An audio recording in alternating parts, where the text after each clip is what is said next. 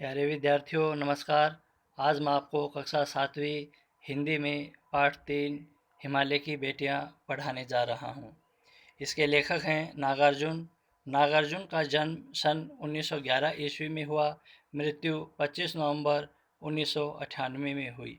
इनका जन्म स्थान सतलखा ग्राम दरभंगा है।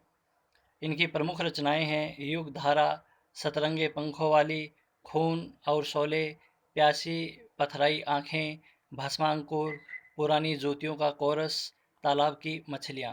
आइए बात करते हैं पाठ के उद्देश्य की।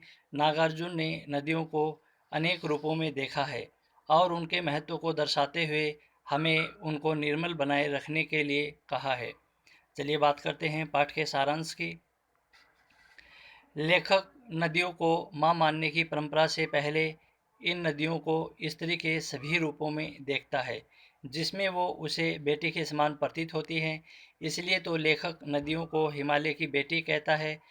कभी वह इन्हें प्रेयसी की भांति प्रेममयी कहता है। जिस तरह से एक प्रेयसी अपनी प्रियतम से मिलने के लिए आतुर है, उसी तरह ये नदियाँ सागर से मिलने को आतुर होती हैं। तो कभी लेखक को उसमें ममता के स्वरूप में बहन के समान प्रतीत होती है, जिसके सम्मान में वो हमेशा हाथ जोड़े शीश झुकाए खड़ा रहता है। नदियों को लोकमाता कहने के पीछे काका कालेलकर का नदियों के प्रति सम्मान है, क्योंकि ये नदियाँ हमारा आरंभिक काल से ही माँ की भांति भरण पोषण करती आ रही हैं। ये हमें पीने के लिए पानी देती हैं, तो दूसरी तरफ इसके द्वारा लाई गई उपजाऊ मिट्टी खेती के लिए बहुत उपयोगी है।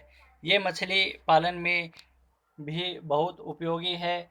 अर्थात ये नदियाँ सदियों से हमारी जीविका का साधन रही है। हिंदू धर्म में तो ये नदियाँ पौराणिक आधार पर भी विशेष पूजनीय है। हिंदू धर्म में तो जीवन की अंतिम यात्रा भी इन्हीं से मिलकर समाप्त हो जाती है। इसलिए ये हमारे लिए ममता के समान है, जो सबका कल्याण ही करती हैं। अंत में हम कह सकते हैं कि इस पाठ में लेखक ने नदियों के महत्व को दर्शाया है। प्यारे विद्यार्थियों, नीचे कठिन शब्दार्थ दे रखे हैं पाठ के, इन्हें आप अपनी फेयर कॉपी में कीजिए और याद कीजिए। धन्यवाद।